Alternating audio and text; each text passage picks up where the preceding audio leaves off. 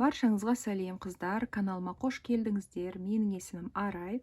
Бүгінгі сабақта мен сіздерге тоқыма машинасында қалай бау тоқуға болатынын көрсетемін. Мінекей мына бауларды мен осындай детский чепчиктерге арнап тоқыған болатынмын. Мінекей мына желке жағына тағу үшін өте әдемі көрінеді, дәл қолмен тоқығандай. Бұл баулардың ұзындығы менде 70 сантиметр. Бір бауға шамамен 1 минуттай уақыт қана кетті. Тоқымамызды бастамас бұрын қыздар, менің каналыма тіркеліп кетуді ұмытпаңыздар.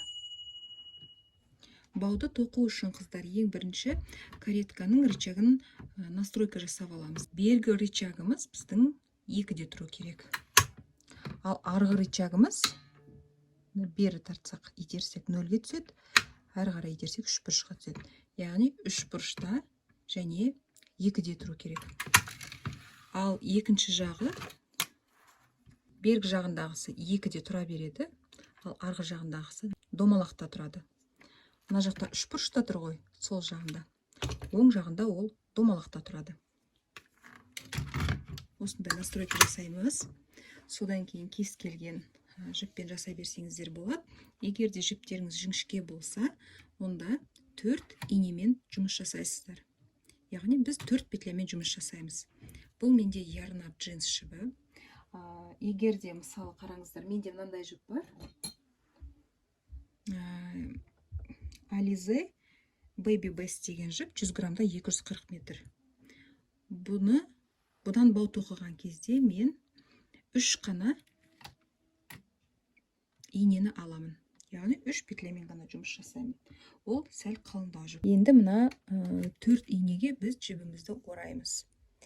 Бірінші инеден кейін жіпті осылай кіргіземіз. Бірінші инені орап алып, келесі екінші иненің астынан өтеміз. Екінші инені орап алып, үшінші иненің астынан өтеміз. Үшіншісін орап алып, төртінші иненің астынан өтеміз. Төртіншісін орап аламыз да, жұмыс жібін кареткаға өткіземіз. Мен мысалы кез келген бұйымды осы жіппен тоқысам, 3,5 тығыздықта тоқимын. Ал бауды біз одан сәл кішірек тығыздықта тоқуымыз керек. 2,5-2. Мен 2-мен тоқимын бауды. Негізгі бұйым тоқитын тығыздықтан сәл кішірек болу керек. Бір қатар жүріп өттік, барлық петлямыз тоқылды. Енді екінші қатар жүріп өткен кезде бұл петлялар тоқылмайды. Астынан бетіп тартып отырамыз. Міне көрдіңіздер ме, тоқылмай өтті. Тағы да бір қатар жүріп өтем. Барлығы тоқылды, мұқият қарап отырыңыздар. Бас кезінде петлялар дұрыс тоқылмай қалуы мүмкін. Кері қарай жүргенде петлялар тоқылған жоқ. Енді осы кезде біз грузик тағып қоямыз. Петляларымыз жақсы тоқылуы үшін. Мінекей. Бастысы каретканың рычагының настройкасы дұрыс болса болды.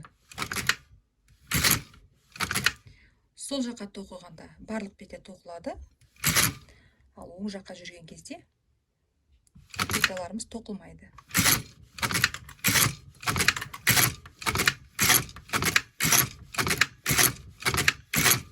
Мінекей қараңыздар.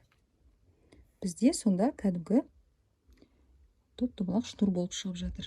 Кішкене ұзарғаннан кейін сіздер грузикті жоғары көтеріп отырыңыздар.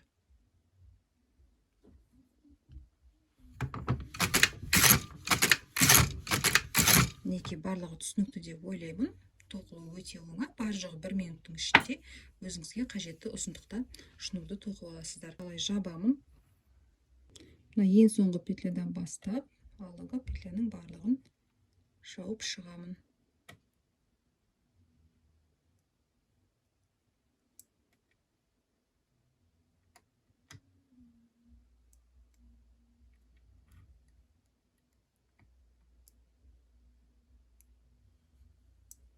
Мен сіздерге үлгі ретінде кішкентай қылып көрсетіп жатырмын. Жіптің ұшын шығарамын да, кішкене тартып, және инемен мына түбін жақсылап бекітіп, жіптің ұшын ішіне қарай кіргізе саламын. Бауды байлаған кезде ол ішіне кіріп кеткен жіп шықпайтын болады. Міне осылай байлап тастаймын. Осымен біздің сабағымыз аяқталды, қыздар. Егер де видео пайдалы болса, міндетті түрде лайк басып, комментарийға өз пікірлеріңізді қалдырып кетуді ұмытпаңыздар.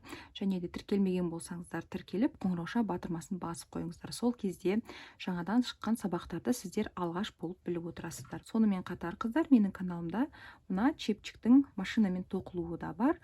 Каналыма өтіп, қарап, менімен бірге тоқып үйреніңіздер. Соңына дейін қарап шыққандарыңызға рахмет. Келесі пайдалы сабақта кездескенше сау болыңыздар.